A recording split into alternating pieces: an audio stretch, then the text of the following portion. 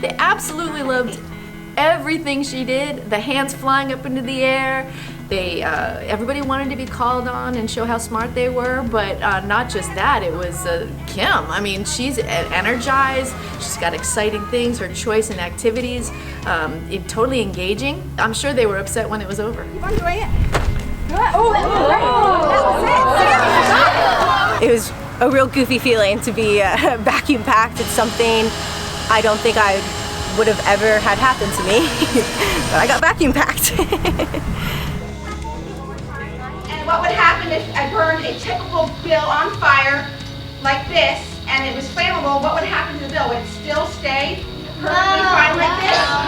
No, what would it be? So an object in motion is going to stay in motion unless a force is acted upon it.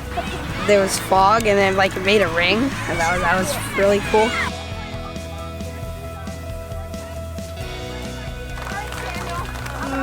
Miss Kim's really fun, and she loves to make jokes with the kids, and the kids really enjoy the interactive experiments.